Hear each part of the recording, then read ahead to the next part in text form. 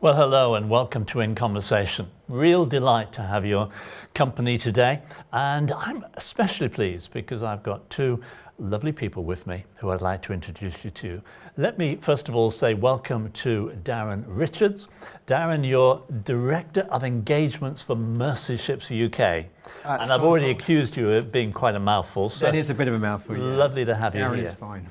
Okay, and let me also say that just beside me here is a good friend of Revelation TV, Dr Hugh Osgood. And Hugh is so delighted with the work that Mercy Ships are doing that he's given up some of his time this afternoon to come and support us in the programme and to share his perspective of the work. So Darren, great to have you. Thank you so much. Mercy Ships, people who watch Revelation TV regularly will have seen maybe some of your adverts and one or two times that you've appeared. But Mercy Ships, how long have they been going? So they're as old as me, so I'm going to give away my age a little bit now. They were founded in 1978. I was born a year later. And it was Don and Dion Stevens, a Christian couple who lived in America.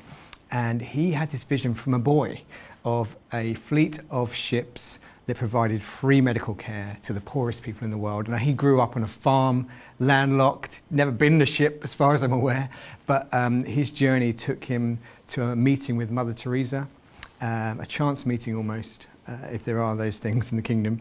And she asked him a few questions, one of which is, what is your dream? Why were you born?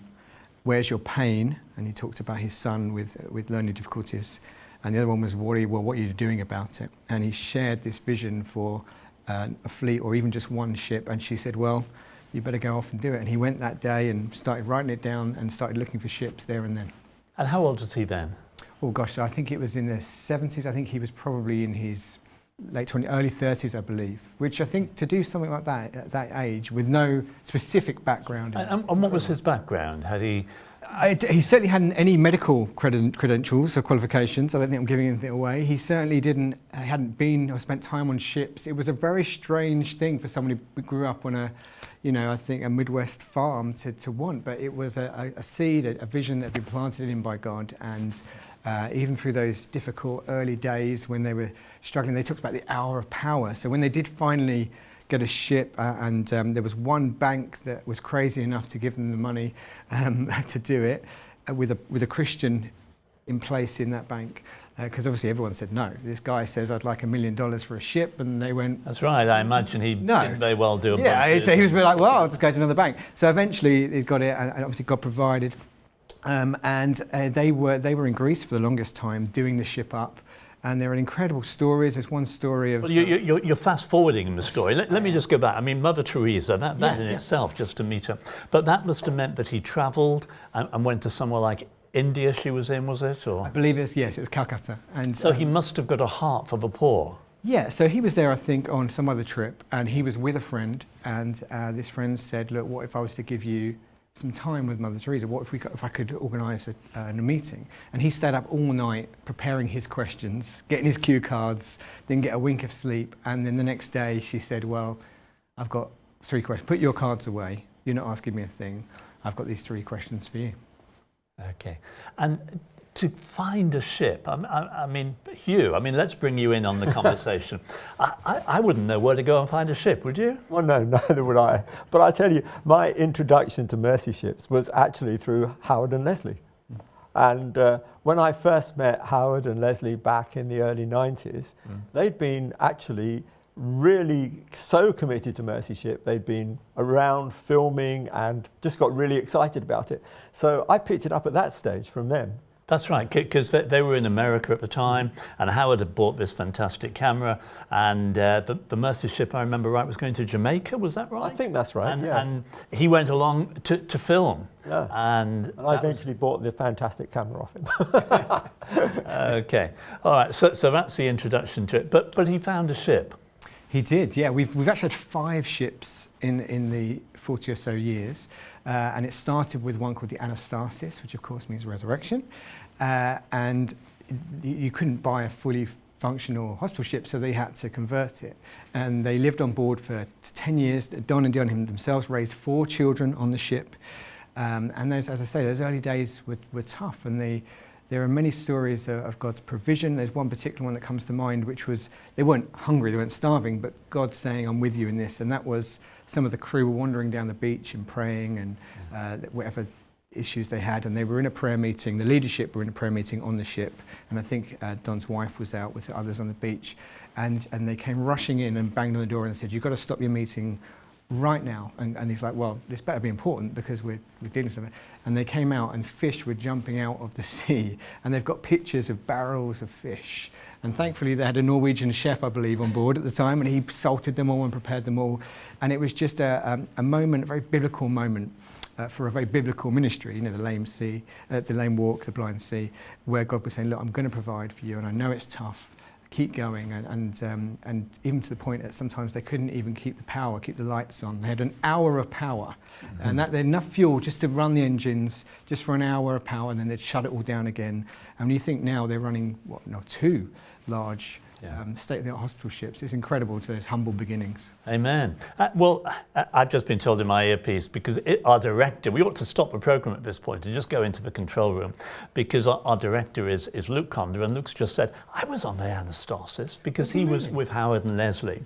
Get him out here. He could come in and tell us all about it. But today, the work from that humble beginning has grown to a position where the ships are welcomed into country after country, poor countries around the world, and are doing amazing work. So we're going to look at our first video. Just introduce it for us. Yes, so today we work hand in hand with African leaders, with churches in the African nations. We're focused on Africa because the poorest billion people in the world are still living in that sub-Saharan African region, where 9 out of 10 people can't get basic healthcare, let alone surgery. And so we've spent our time focusing on Africa, and this really shows some work that we've been doing in partnership, where we're bringing together African nations and supporting them in planning for the future. So it's kind of self-explanatory what you see. Let's have a watch. A new era is beginning in Africa, accelerating access to surgical, obstetric, and anesthetic care. An estimated 93% of people in sub-Saharan Africa lack access to safe surgery. At a groundbreaking international symposium in Dakar, Senegal, leaders from 29 African nations met to learn from new research, collaborate with each other, and define a roadmap to accelerate access to surgical, obstetric, and anesthetic care in Africa by 2030. Je pense qu'ensemble, nous pourrions donc aller vers un objectif commun, améliorer la santé dans nos pays et, de façon indirecte, améliorer la population de toute la population africaine. With the roadmap now defined, African heads of state gathered to commit to the Dakar Declaration. Une cérémonie historique et à remercier les dirigeants de l'ONG Mertichi pour la reprise des activités en Afrique après une pause de 2 ans suite. The surgeons, healthcare workers, and people of Africa will drive this initiative forward.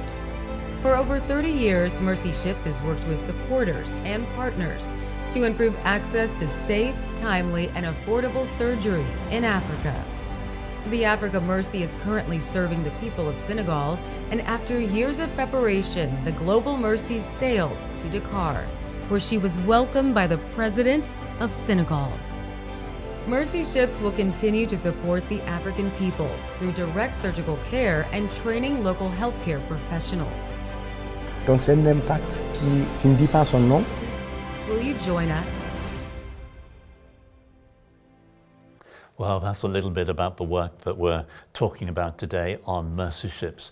Hugh, let me bring you in at that point, because you look at a video like that and you think, wow, this is huge professional outfit, and clearly it is, and yet it's earthed in the gospel and a desire to serve the poor. It's incredible, actually. I think, you know, just going out and seeing the latest ship recently, and just the size of it. I mean, a massive commitment financially.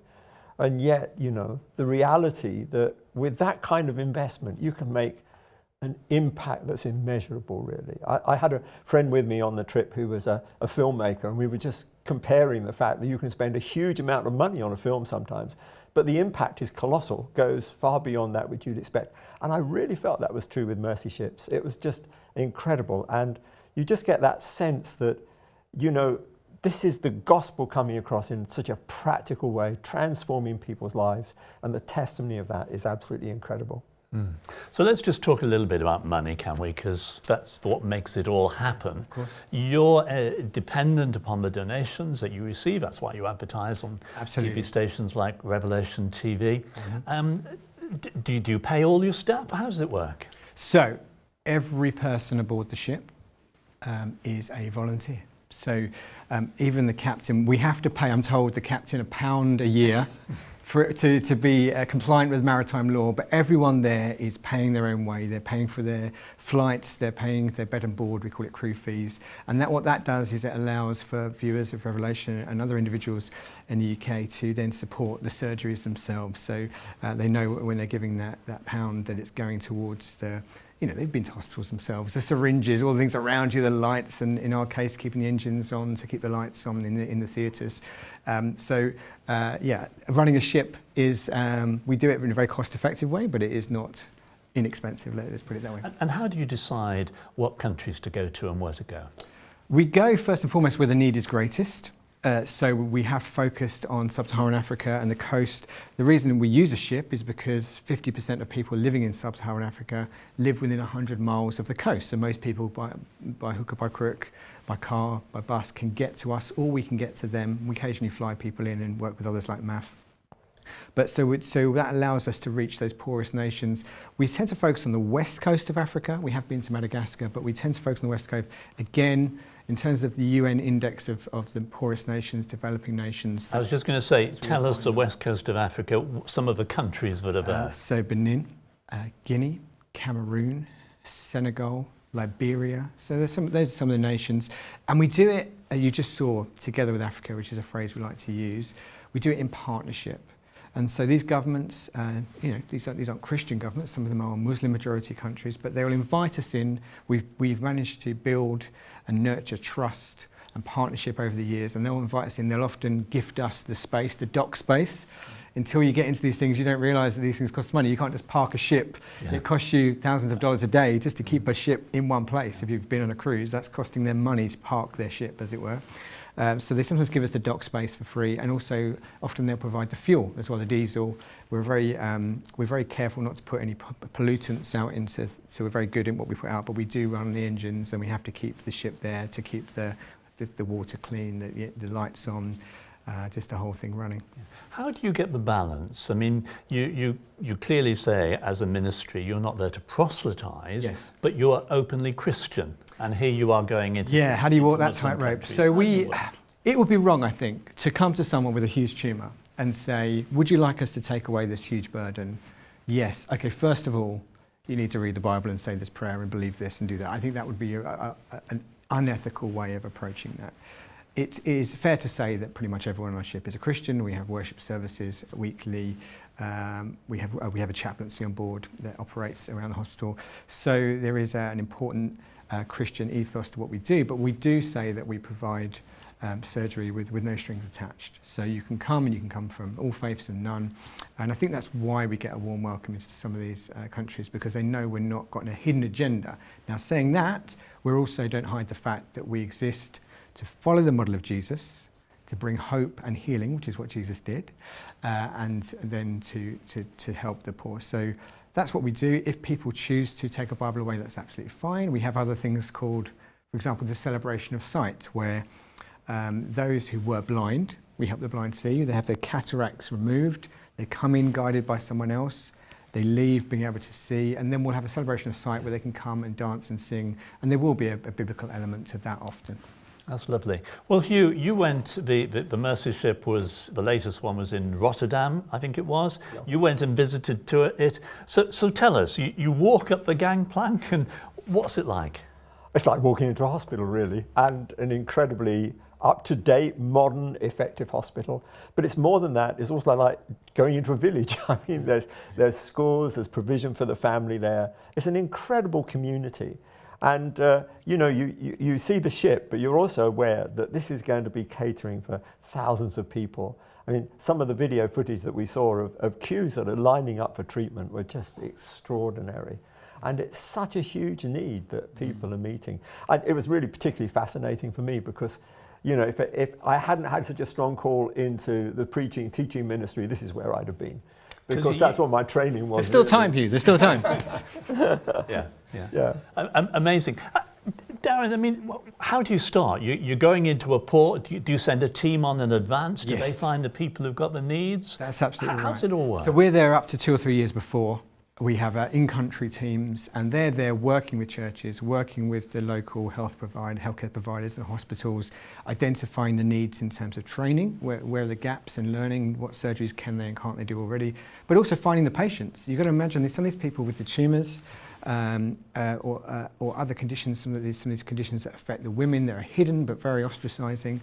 They're in hiding, these people often. They keep themselves out of sight. There's one little girl called Gamai, and she, bless her, when she was 1 year old, her mum was cooking breakfast, all they could afford was rice, and she poured boiling water over herself, 1 year old, and they rushed her to the hospital, and all they could afford was a tube of cream, a tube of ointment. Now, that little girl was hidden away from the world for 3 years, effectively, because when she went outside, she was mocked and ridiculed. She was effectively webbed. She was fused at the elbow, fused with the hands, couldn't lift her hands above her head. And she was hidden away. So we have to kind of find ways, whether it be by radio or newspapers or whatever it is in that country, or mobile phones, we find ways to bring these people out. And then even on the day we arrive, there's still a queue of literally 5,000 people. You know, I know sometimes in the Christian world we can be quite evangelistic, can't we, with things? But I can show you footage of 5,000 people in a queue, desperately hoping that they get that chance of a surgery. And of course we can't help everyone, but we can, for those we can help. I'm reminded of the starfish analogy, it matters for them. So incredible need, but we do what we can for who we can. Okay. I think we've got some video of one little girl, One life. Khadija, I think the name is. Introduce it for us. Okay, so we have a number of different specialisms, a number of different surgeries. One of them is the cleft palate. So you will know people, I guarantee it. There will be people in your church, if not your family, who were born with a cleft palate. So a gap in the lip, perhaps a gap in the whole palate. In this country, wonderful NHS, no one's going to give you a bill. They just sort it out. It's done within the first weeks, if not months of birth. In Africa, people grow up almost into adulthood sometimes with this gap in their face. And so this is one of the things in this child who really should have had this done much earlier. Their parents couldn't afford it, or the surgeon wasn't there, the hospital wasn't there, and we were able to come in and free of charge, our volunteers were able to provide this surgery and everything needed for the aftercare. Khadija was one of the cute little ones that came on the ward, and she had a very strong personality and knew exactly what she wanted. When she came on, they tried to give her an outfit, and that was her gown to wear, and she refused.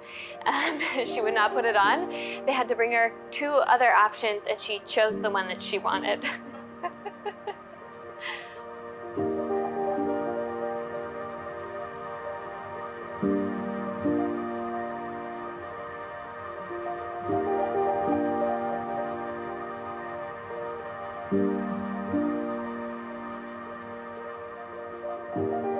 Khadija, avant comme yaka hedde batoto kanko déjà pour yaldugol mako yaho fijo sakko problème ati déjà kanko o yet sukabe bandi ken be no mayni e kanko comportement no wayni wona go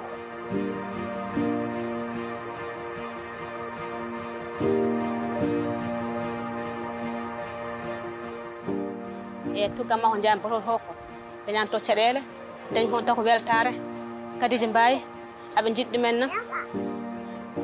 I think one of the fun things about her was her love for singing and dancing. So when she came on the next morning before she went to surgery, she just started singing the song Bamba Layla and just like screaming it out. So we had a lot of fun playing that song and dancing with her before she went to surgery.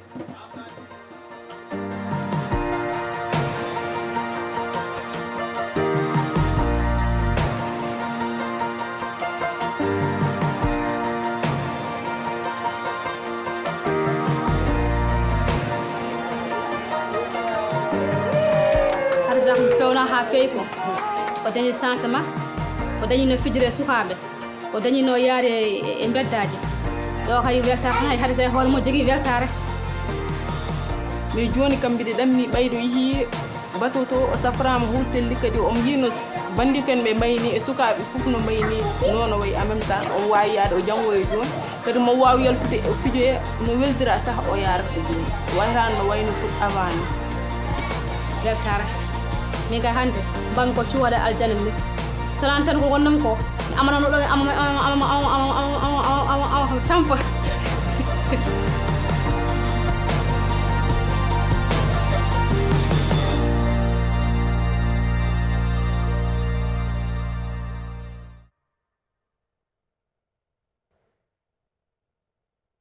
What an amazing story, and what an amazing work that Mercy Ships are doing. You just saw the joy on that mother's face and the delight on that little girl. She was just thrilled at what it's done.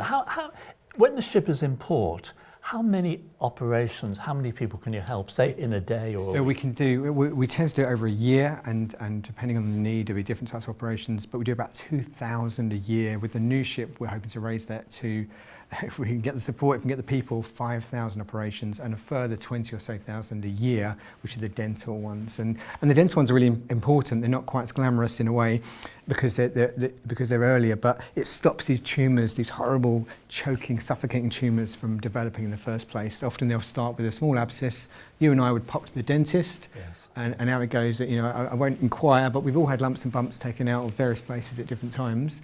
Those things left unchecked, even if they're not that horrible C-word cancer, will still grow and will still endanger your life if you can't get them sorted out. So that's the sort of thing we go able to help with. Okay, Hugh, just help us to understand the work they're doing and the importance of it. Well, it really is absolutely amazing. I mean, one of the things that really stood out for me is that, you know, to some extent this is my background, so I was used to dealing with facial cancers and things like this when I was working in teaching hospitals in London, and I never saw anything that had developed to the level that we were seeing in these places. You know, we're so used to catching things early, we just don't realise the ramifications of what happens if you just let these things continue and continue. So some of the surgery is quite late intervention. And one of the things I really appreciated from a medical point of view is that the skill of the surgeons that are coming out are absolutely amazing. But the time that they give to training local surgeons in the techniques was just incredible. They've got training suites in the new ship, and it's just like, you know, and you could just imagine that every time an operation is being done, ideally they've got a local surgeon that's looking and just seeing what can be done. So there's a real legacy being developed all the time. It's not just we're the experts, we've arrived, we're the only ones. There's a sense of equipping, and I just find that such an incredible spiritual example, really, because that's what we're meant to be doing, isn't it? Equipping and leaving a legacy and teaching other people. And it's just extraordinary to see just how much is being done at that kind of level. And what Darren was saying in terms of people hiding away, I mean, this is the embarrassment. I mean, some of these facial tumours, they are so disfiguring. And yet, you know, the surgery when it's done is so restorative. It's just like, you know, I'm fairly used to the before and after, but for people that have not seen that kind of thing, it is extraordinary. And to have all of the equipment on board. I remember, I think the last time I had to do anything from that kind of perspective, you know, was when I was coming alongside some expatriate medical workers in China, and they kept bringing patients to me and saying, just look at this particular tumour in this person's mouth, and what do you think it is? And I was having to say, I can't diagnose it because there's no laboratory equipment here for me to actually access. Well, on board the ship, you've got everything. You've got the lab technicians, you've got the suites that can do the investigation, the biopsies can be taken, results can be found. I mean, this is just absolutely amazing. I mean, Darren, clearly the ministry needs money. It needs a lot of money in order to keep going, but also people. As I introduced, said before, everyone on board is a volunteer. How do you find your volunteers? Well, this is what I'm here for. This is my job. People say, a lot of people come up to me, why have we not heard about Mercy Ships? I say, well, it's probably my fault. My whole job is just telling the stories. We have incredible crew who I am genuinely inspired by, people who have sometimes given their entire lives. There's one guy called Dr Gary, he's been on board for over 30 years. He only went for 3 months, and God just captured his heart, and his whole family's grown up on that ship, and he just is the most Christ-like person you could meet. And he's not got lots of airs and graces about him. He's just there being Jesus to these people, just helping to heal them. And it's not cosmetic, you know, you see these things, and obviously we're aware of surgeries in this country. We're talking about people who have been completely outcast, ostracized. They're pariahs in their community. Sometimes no one's even given them a physical touch on their skin for 10, 20 years, and suddenly it's the love.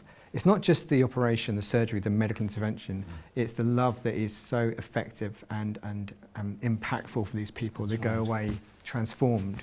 And presumably the doctors and the nurses and all the people who are helping, it's because they've got local churches, local friends who are supporting them. I think it was Bonner who said, you know, if you cut all of the mentions of justice and the poor out of the Bible, you wouldn't have much Bible left.